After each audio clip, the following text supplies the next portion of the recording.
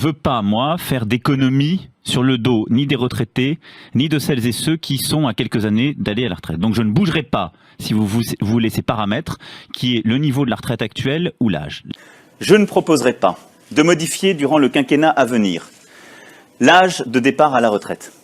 Cela est fait depuis 20 ans, ce sont des mesures de changement paramétriques.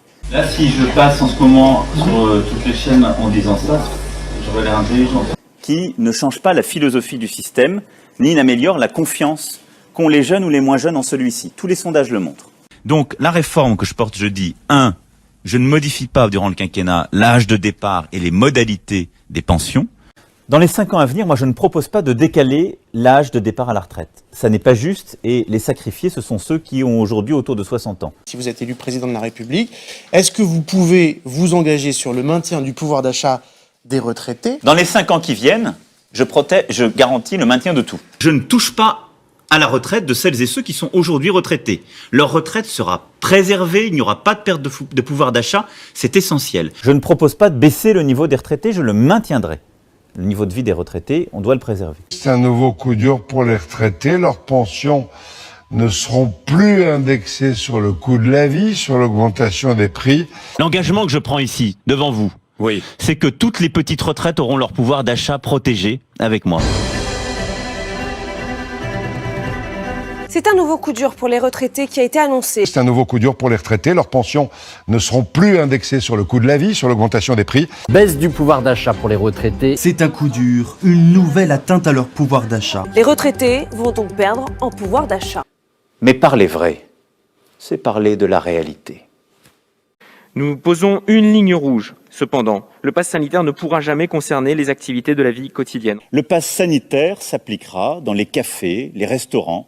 En aucun cas, un pass sanitaire ne sera réclamé pour aller dans un commerce alimentaire ou dans un restaurant. Et je me permets d'insister sur ce point. Les centres commerciaux ainsi que dans les hôpitaux, les maisons de retraite, établissements médico-sociaux. Aller dans un restaurant, aller dans un cinéma, aller dans un théâtre, aller faire son shopping.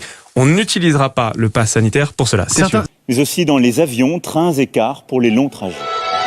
Pour les personnels soignants et non soignants, des hôpitaux, des cliniques, des maisons de retraite, des établissements pour personnes en situation de handicap, la vaccination sera rendue obligatoire sans attendre. Je ne rendrai pas la vaccination obligatoire. En fonction de l'évolution de la situation, nous devrons sans doute nous poser la question de la vaccination obligatoire pour tous les Français. C'est pour cela aussi que nous devrons engager, dès que les conditions sanitaires seront réunies, la réforme des retraites. Dans les 5 ans à venir, moi je ne propose pas de décaler l'âge de départ à la retraite. Est-ce qu'il faut reculer l'âge légal qui est aujourd'hui à 62 ans? Je me suis engagé à ne pas le faire. C'est quand même mieux, sur un sujet aussi important, de faire ce qu'on a dit. Oui, parce que nous vivons plus longtemps, il nous faudra travailler plus longtemps et partir à la retraite plus tard. J'ai toujours tenu un langage de vérité.